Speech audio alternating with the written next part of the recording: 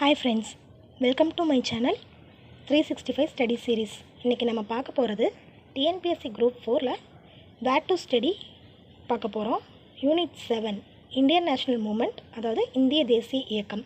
INM பொறுத்த வரைக்கும் school புக்ஸில் நம்ம ரொம்ப இம்பார்ட்டன்ஸ் கொடுக்க வேண்டியது எதுக்கு அப்படின்னாக்கா 10th standard social science. 10th standard social சயின்ஸில் ஃபர்ஸ்ட் வால்யூம் 1ல் பார்த்தோன்னா லெசன் 5 19ஆம் நூற்றாண்டின் சமூக சமய சீர்திருத்த இயக்கங்கள். இந்த லெசன் ரொம்ப இம்பார்ட்டண்ட்டான லெசன். இது எதில் கவர் ஆகும்னா தேசிய மறுமலர்ச்சி அப்படிங்கிற சிலபஸ் டாபிக் கீழே வந்துட்டு கவர் ஆகும். நெக்ஸ்ட்டு வந்துட்டு லெசன் 6, இதில் வந்து ஆங்கிலேய ஆட்சிக்கு எதிராக தமிழகத்தில் நிகழ்ந்த தொடக்க கால கிளர்ச்சிகள். இது யூனிட் 8லேயும் வந்துட்டு அதிகமாக கவர் ஆகக்கூடிய லெசன். அதனால் இந்த லெசன் ரொம்ப ரொம்ப இம்பார்ட்டண்ட்டான லெசன். நெக்ஸ்ட்டு லெசன் 7 காலனித்துக்கு எதிரான இயக்கங்களும் தேசியத்தின் தோற்றமும். இதுவும் இம்பார்ட்டண்ட்டான லெசன்.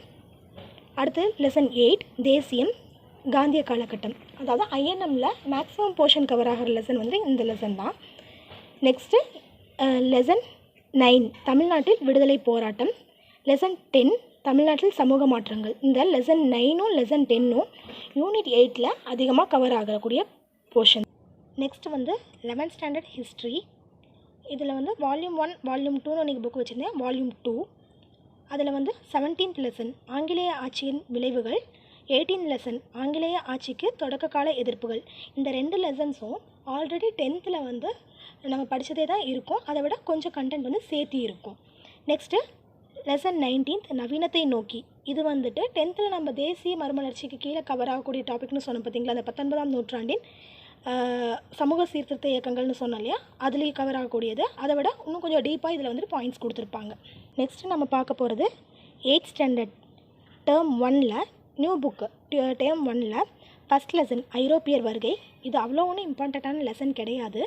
இருந்தாலும் அதை அப்படியே ஒமிட் பண்ணிடக்கூடாது. ஒன்ஸ் ரீட் அவுட் பண்ணிவிட்டு முக்கியமான பாயிண்ட்ஸை எடுத்து வச்சுக்கோங்க. நெக்ஸ்ட்டு வந்துட்டு லெசன் 2 வர்க்கத்திலிருந்து பேரரசு வரை. இதில் வந்துட்டு பாக்ஸ் கண்டென்ட் வந்துட்டு ரொம்ப ரொம்ப முக்கியம். இதில் கர்நாடக போர்கள், மராத்திய போர்கள், துணைப்படை திட்டம், வாரிசு இழப்பு கொள்கை இதெல்லாம் கொடுத்துருப்பாங்க. இதெல்லாம் ரொம்ப இம்பார்ட்டன்ட். அடுத்து லெசன் 3 கிராம சமூகமும் வாழ்க்கை முறையும். இதில் என்ன இருக்கும்னாக்கா ரயத்துவாரி முறை, விவசாயிகளோட ஆரம்பகால புரட்சிகள் இதெல்லாம் இருக்கும். அது ரொம்ப இம்பார்ட்டண்ட். அடுத்து லெசன் 4 மக்களின் புரட்சி. இது வந்து ரொம்ப ரொம்ப ரொம்ப இம்பார்ட்டண்ட்டான லெசன். இதில் பார்த்திங்கன்னா இந்த வேலூர் புரட்சியும் சிப்பாய் கழகமும் கொடுத்துருப்பாங்க. இது வந்து ரொம்ப இம்பார்ட்டண்ட்டான லெசன். அடுத்தது 8th ஸ்டாண்டர்ட் டேர்ம் 2. இதில் இந்தியாவின் கல்வி வளர்ச்சி, இந்தியாவில் தொழிலகங்களின் வளர்ச்சி. இந்த 2 லெசனுமே இம்பார்ட்டண்ட்டான லெசன் தான்.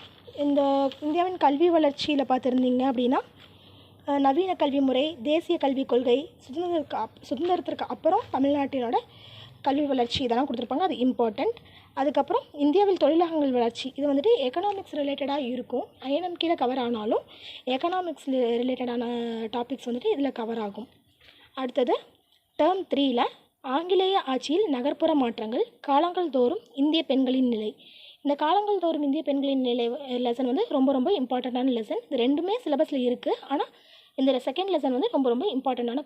12th ஸ்டாண்டர்ட் பொறுத்த வரைக்கும் குரூப் 4க்கு அவ்வளோ ஒன்றும் இம்பார்ட்டன்ட் கிடையாது. கொஷின்ஸ் அவ்வளோ ஒன்றும் வராது.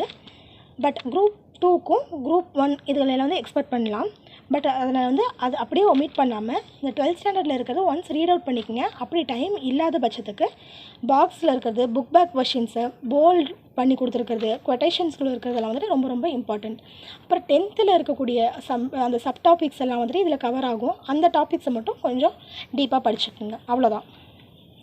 ஐஎன்எம் பொறுத்த வரைக்கும் இந்த லெசன்ஸ் மட்டும்தான் நம்ம சிலபஸில் இருக்குது.